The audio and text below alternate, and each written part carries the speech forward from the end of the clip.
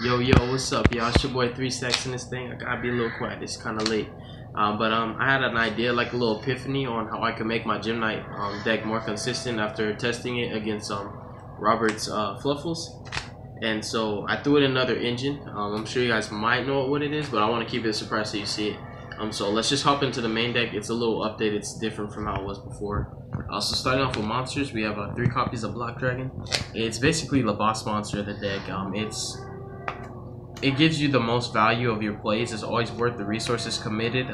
It not only replenishes, but it gives you a plus every single time. It can be a +2 and even a +3 depending on how you use it. And if on the field, it protects all your rocks from being destroyed, period. It's 3k, it's recurable, it's just like the best monster. And then you have 3 Rescue Rabbits. Opening with this card is instantly going to go right into your basically your Electrum or your Double Helix, which is going to be Gym Knight Phantom Quartz. That's why you're playing 3 rabbits, and you can resolve multiple rabbits because Phantom Quartz shuffles your banished Gym Knights back into your deck, so you can put your targets for your rabbit back in order to fusion and then resolve the second rabbit if you need to. But you're playing 3 because like this deck is turbo. It's not just about FTKing, it's really about maneuvering around your opponent's plays, playing through hand traps and putting a lot of monsters on board in order to either link summon a lot or just to basically swing over whatever they have. And then you have 3 copies of Lone Fire Blossom. If you open up with this card, you will more than likely FTK your opponent. Then you have 3 copies of Scorpio, and I played 2 Cobras because I don't want my engines to be dead, so that's why I played 2 of this. So that like, if in case I draw one, which has happened to me, I don't know why it happens, or I draw my 1-ups, I can still resolve this engine because this is really important. So like you see all these like not Gym Knight monsters. And it's a Gym Knight deck, cool, but we still have more not Gym Knight monsters. We have 3 Supreme King Dragon Darkworm. This is the new engine I've incorporated into this deck to increase my ceiling, to have more abilities, more ways to get into my fusion cards. I wouldn't say like it's mandatory, but I really wanted to open up with the fusion because I feel like I can open up with at least one of them almost every single time, but I wanted to be able to open up with both of them consistently because if I get both fusions, I know I'm going to win. Even if I get hand trapped, if they ash my Brilliant, I can play through that and still FTK them. And then you have 2 donuts and then also 2 coffee mugs.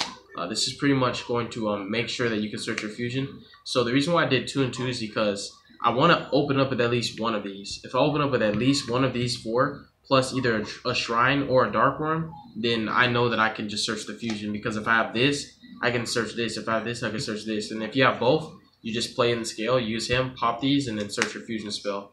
And you instantly get your Brilliant or your Gym Knight fusion. And sometimes if you can't make Phantom Quartz, searching your Gym Knight fusion, it'll still give you the FTK. Because like if you open with Block Dragon and you have a way to search Gym Knight fusion, you don't need Brilliant fusion anymore. You can still win. And then for the actual Gym Knights, we play 3 Armadillos, 3 Obsidian, 3 Lazulis, and for the Vanillas, we play 3 Garnet, 1 Tourmaline, and 1 Lapis. Originally, I was playing 2 Tourmalines to be another way to make my rabbit play, but I had to cut stuff for this new 7-card engine. And then we play, instead of the Thousand Blades, I opted to play Goblin Bird because I feel like if I drew it, I want it to be good. That's why I was playing. Well, it wasn't Thousand Blade. It was actually what's his name? Heroic Challenger. Yeah. Not Thousand Blade though. Heroic Challenger.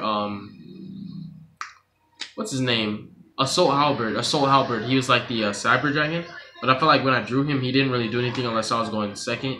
Whereas this, even if I draw it, I can make Link Summon plays with this, and it can help me out a lot. And it's an Earth, so it's food for Black Dragon. So I feel like the warrior target for the MX Saber Invoker is not so Mando that I wanted to play 2, which I was doing not too long ago.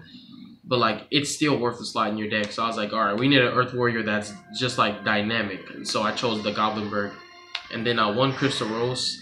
Crystal Rose is a huge contributing factor to the OTK or the FTK, and it secures your victory. It also allows you to just replace all the cards that you're playing from your hand. So it's nothing but monsters, and that's really all you need. The only spells you want to see are actually just your fusion spells. And then for spells, we have 3 Dragon Shrine and 1 Foolish. This is just like 4 more Darkworm, so you have 7 ways to get to Darkworm, which means technically speaking, you have 11 ways to get to your Donut and your Infinity. 3 Gym Knight fusion and then 3 Brilliant fusion.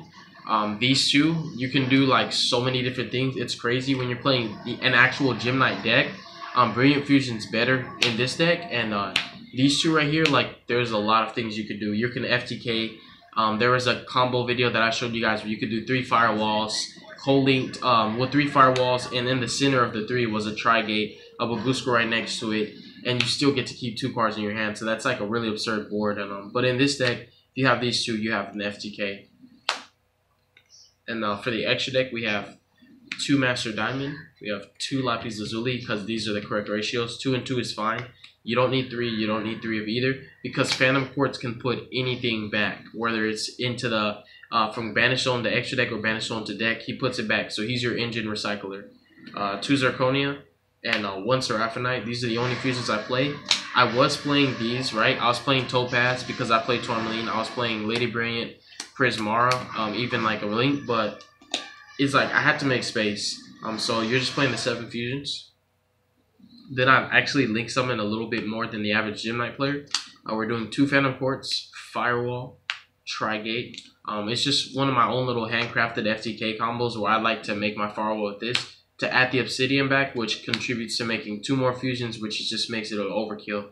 And that combo helps a lot because if they hand trap you, if they Ash Ogre or Veiler, it basically makes sure that you can still kill them under that hand trap. If they have the second hand trap, it depends which one. If they have Ash and Ogre, they can't kill you. But if they have Ash and Veiler, they actually can stop you from killing them, which is just important to keep in mind. That's why the Firewall actually matters. Because even if you get FTK'd, you don't have to use the Firewall. I mean, if they hand trap you, you don't have to use the Firewall to actually add the Obsidian. Instead, you can leave it as is and just be able to have at least 1 form of disruption on your opponent's turn.